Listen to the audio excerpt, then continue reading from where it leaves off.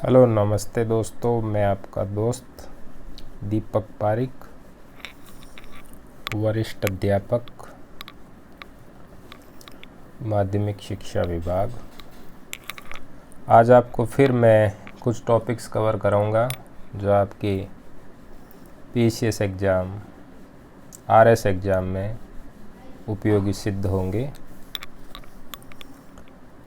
भारतीय निर्वाचन आयोग, नियंत्रक महालेखा परीक्षक, नीति आयोग, केंद्रीय सतर्कता आयोग, लोकपाल, केंद्रीय सूचना आयोग और राष्ट्रीय मानवाधिकार आयोग। तो दोस्तों, मेरा जो पढ़ाने का तरीका है ना, मैं दोस्तों पॉइंट टू पॉइंट आपको बात बताऊंगा और एग्ज़ाम में वही चीज़ काम आती है। आप कचरा पढ़ोगे तो फिर इतना याद भी नहीं रहता है। तो मैं कोशिश करता हूँ कि उसका क्या सार निकल रहा है, जो मैं अपने अनुभव से आपको बताऊंगा, और निश्चित ही आपके एग्ज़ाम में ये चीज़ उपयोगी होगी। आप ये मेरे नोट्स मिला लेना, पेपर से देख लेना, आपको ज़रूर जो टॉपिक मैं कराता हूँ उस टॉपिक से क्वेश्चन ज़रूर मिलेंगे। भारतीय निर्वाचन आयोग, संसद व राज्य विधानमंडल और राष्ट्रपति, उपराष्ट्रपति,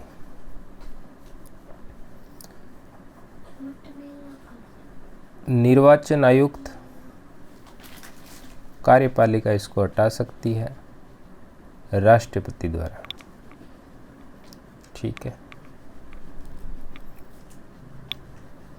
वोटर्स डे कब मनाते हैं? 25 जनवरी को। 1989 में 18 वर्ष फर्स्ट, मतलब 18 वर्ष की आयु वाले की वोटिंग हुई थी 1989 में पहली बार।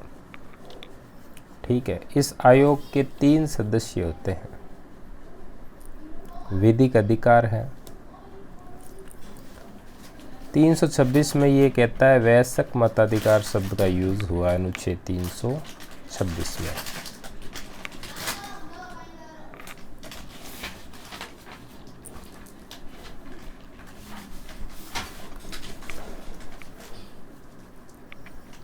भारतीय निर्वाचन आयोग क्या करता है? राजनीतिक दलों को पंजीकृत और मान्यता देता है।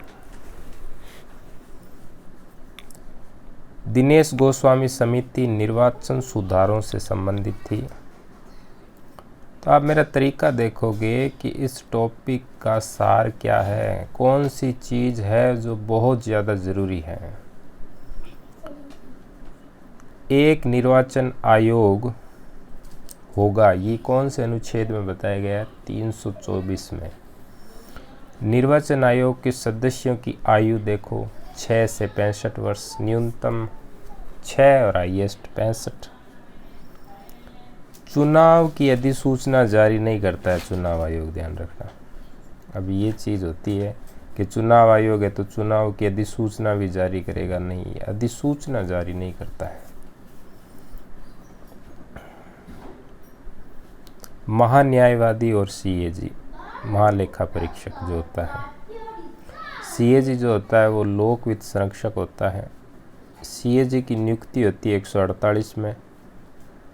सीएजी पद का सर्जन हुआ है संविधान से और संसद इस पर कार्रवाई करता है। सीएजी को लेखों की तैयारी से मुक्त कर दिया था 1976 में। लेखा संबंधी प्रतिवेदन सीएजी का काम होता है। फर्स्ट ये राष्ट्रपति को प्रस्तुत करेगा। सीएजी यानी कि महालेखा परीक्षक जो होता है। लोक नीति का अभिभावक है ये।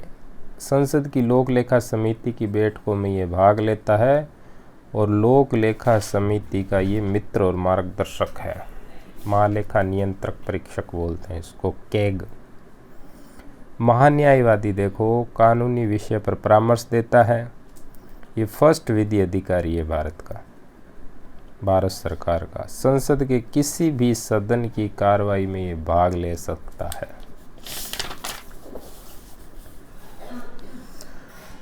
लोकपाल और कुछ महत्वपूर्ण आयोग है।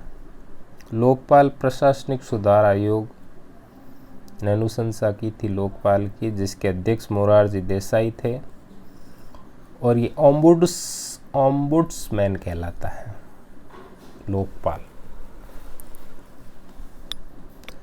राष्ट्रीय मानवाधिकार आयोग 1993 में 28 सितंबर, संवैधानिक नहीं है, ध्यान रखना। राष्ट्रीय मानवाधिकार आयोग, इसका अध्यक्ष भारत का मुख्य न्यायाधीश जो रह चुका है वही अध्यक्ष होगा। 5 से 70 वर्ष इनका एज क्राइटेरिया है। यूपी में ध्यान रखना, राज्य मानवाधिकार आयोग का अध्यक्ष 8 वर्ष के लिए होता है। राष्ट्रीय मानवाधिकार आयोग सिविल न्यायालय का काम करता है। भारतीय दंड संहिता की धारा 175, 78, 79, 80, 228 के तहत वार्षिक प्रतिवेदन जो होते हैं आयोगों के, वो राज्य सरकार को या फिर भारत के जो आयोग है वो भारत सरकार को भेजते हैं। लोक सेवक शब्द का प्रयोग धारा 2M में हुआ है। संविधान समीक्षा आयोग का 2010 में गठन हुआ था, जिसके अध्यक्ष थे वेंकट चेलैया। केंद्रीय सूचना आयुक्त है, उसका एज क्राइटेरिया है 5-65। संथानम समिति की सिफारिश पर केंद्रीय सतर्कता आयोग का गठन हुआ था। सूचना आयोग का नहीं, सतर्कता का। 315 अनुच्छेद यूपीएससी आरपीएससी का प्रावधान करते हैं। राष्ट्रीय मानवाधिकार आयोग का पदेन सदस्य विधि आयोग से नहीं होता है। केंद्रीय सतर्कता आयोग 1964, केंद्रीय अन्वेषण ब्यूरो 1963 में इनका गठन हुआ है। विकास प्रभाव नहीं है इसका कोई एक सिद्धांत। ये गबन और धन दुरुपयोग की जांच करता है। पीएम नेता प्रतिपक्ष, सुप्रीम कोर्ट का चीफ जस्टिस इसके सदस्य होते हैं। 310 प्रसाद का सिद्धांत कहलाता अनुच्छेद। 1968 में फर्स्ट लोकपाल विधेयक पारित हुआ था। 2011 में पहला राज्य उत्तराखंड था। लोकपाल का पहला कार्यालय बिहार में, लोकपाल की पहली संस्था महाराष्ट्र में, ये ध्यान रखना। अन्ना संतोष शांति लोकपाल बिल का आलेख तैयार किया था। अन्ना हजारे, संतोष और शांति। नीति आयोग है, 1 जनवरी 2015 को बना। पहले ये योजना आयोग था। 15/3/1950 में इसका गठन हुआ था। नेहरू इसके पहले अध्यक्ष थे। बाकी नीति आयोग का अध्यक्ष प्रधानमंत्री होता है। सहकारी संघवाद के सिद्धांत पर काम करता है। संविधानेतर संस्था है। राष्ट्रीय विकास परिषद उन्नति उद्देश्य निर्माण दिशा निर्देश देती है। 6 अगस्त 1952 को इसकी स्थापना हुई थी। पंचवर्षीय योजनाओं के अनुमोदन से संबंधित था ये। इसका सचिव योजना आयोग का होता था पहले, और अब नीति आयोग का। योजना आयोग या नीति आयोग व राज्य सरकार के बीच इस समन्वयकर्ता का काम करता है राष्ट्रीय विकास परिषद। 2019 में आरटीआई आई। आरटीआई 2005 का संशोधन 2019 में हुआ था। मुख्य सूचना आयुक्त 5-65 कार्यकाल होता है। इसमें सदस्य होते हैं 1+10, एक अध्यक्ष और 10 सदस्य होते हैं। सूचना का अधिकार क्या है? एक मूल अधिकार है, विधिक अधिकार है, दोनों ही ध्यान रखना। मुख्य चुनाव आयुक्त है, मुख्य सूचना आयुक्त है, पुनर्नियुक्ति उसकी नहीं हो सकती। वेतन मुख्य चुनाव आयुक्त जैसे होते हैं। आरटीआई में यदि आपने पहली अपील कर दी और आपको कोई जवाब नहीं मिला तो आपको 90 दिन बाद दूसरी अपील करनी है, और इसमें अर्थदंड का प्रावधान है 25,000 रुपये। आरटीआई की उद्देशिका में कुछ शब्द दिए गए हैं। सूचना की पारदर्शिता, सूचना का प्रकटन, सूचित नागरिकता, लोकतांत्रिक आदर्श, प्रभुता। तो दोस्तों, अगर आपको ये टॉपिक अच्छा लगा तो लाइक कमेंट कीजिए, और आरएस की पीसीएस एग्ज़ाम की पॉलिटी, हिस्ट्री, इकोनॉमी, ज्योग्राफी सब है अपने पास। बस आप कमेंट करके बताइए आपको क्या चाहिए। Thank you.